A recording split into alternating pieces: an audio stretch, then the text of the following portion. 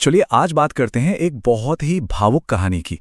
ये कहानी है अकेलेपन की, हिम्मत की और उन सामाजिक बंधनों को चुनौती देने की जो अक्सर हमें अपनी खुशी चुनने से रोकते हैं।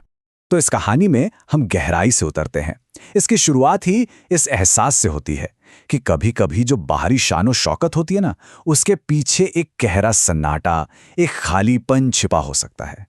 तो कहानी की जो नायिका है उनका नाम है सुमित्रा देवी।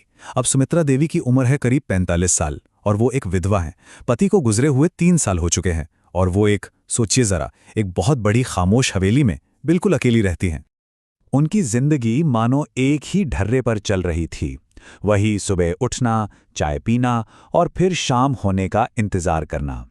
हवेली की वो ऊंची दीवारें और बड़े-बड़े कमरे उन्हें उनकी यादों और उनके अकेलेपन में जैसे कैद किए हुए थे। और फिर इस खामोशी को तोड़ने के लिए आता है रोहन, एक नौजवान माली। इन दोनों के बीच का जो फर्क है वो बहुत गहरा है।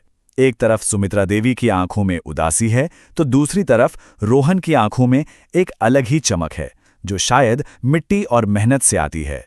तो चलिए अब देखते हैं कि ये रिश्ता पनपता कैसे है।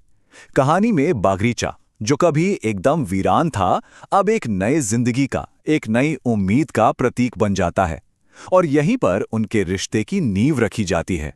देखिए, रोहन सिर्फ पौधे नहीं लगा रहा था, वो तो उस हवेली में जैसे जान फूंक रहा था।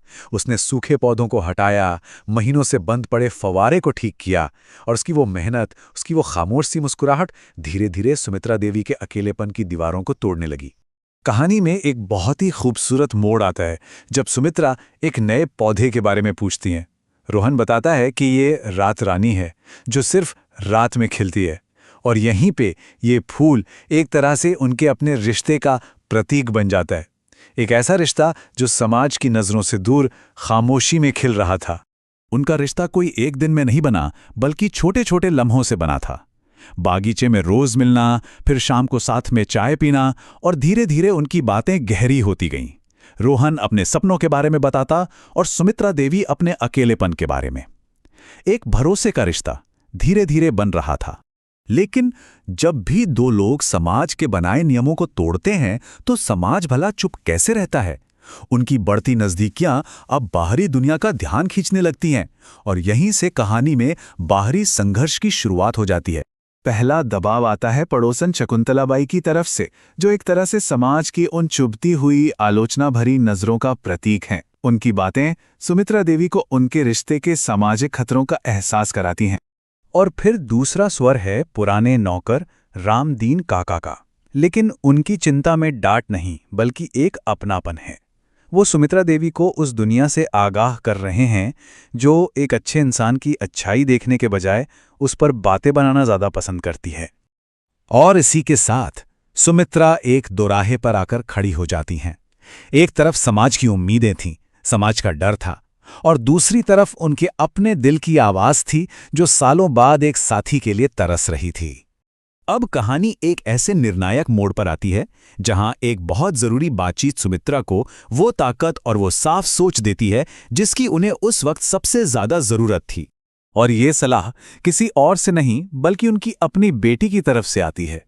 ये कहानी का एक बहुत ही महत्वपूर्ण पल है।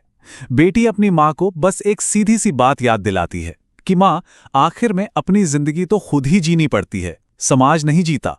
और बस यही एक बात सुमित्रा को अपनी खुशी चुनने का हौसला दे जाती है। उधर रोहन भी अपनी सादगी भरी समझदारी से इस रिश्ते को और मजबूती देता है। वो कहता है कि जिंदगी टूटे हुए टुकड़ों को जोड़ने का ही तो नाम है। हम दोनों अकेले हैं, टूटे हुए हैं, तो क्यों ना साथ मिलकर कुछ नया बनाएं। ये बात उनके रिश्ते की हर असमानता को खत्म कर उसे बराबरी का दर्जा देती है। इस खास मोड़ के बाद घटनाएं काफी तेजी से आगे बढ़ती हैं। बेटी का पूरा समर्थन मिलता है, रोहन भी अपनी जिम्मेदारी निभाकर वापस लौटता है और इन सब से उनका बंधन और भी मजबूत हो जाता है। अब वो एक साथ भविष्य की ओर बढ़ने के लिए तैयार हैं। और अब हम कहानी के अंत की ओर बढ़ते हैं। एक ऐसा अंत जो उतना ही खामोश, निजी और गहरा है जितना कि उनका रिश्ता खुद था। वो समाज की मंजूरी के लिए कोई दिखावा नहीं करते, बिल्कुल नहीं। इसके बजाय वे अपने जीवन को अपनी शर्तों पर एक करते हैं और सिर्फ उन लोगों के बीच जो उनकी खुशी को समझते हैं। उनकी बेटी, रोहन की माँ और हाँ, रामदीन काका। ये चार्ट उनकी सोच को, उनकी प्राथमिकताओं को बहुत खूबसूरती से दिखाता है।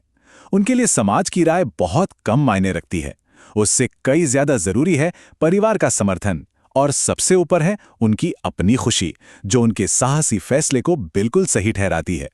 उनके मिलन की रात, सुमित्रा देवी के ये शब्द उनके लंबे अकेलेपन के अंत का प्रतीक हैं। ये सिर्फ नींद नहीं है, ये वो शांति है, वो सुकून है जो 3 साल के लंबे इंतजार के बाद एक साथी को पाने से मिलता है।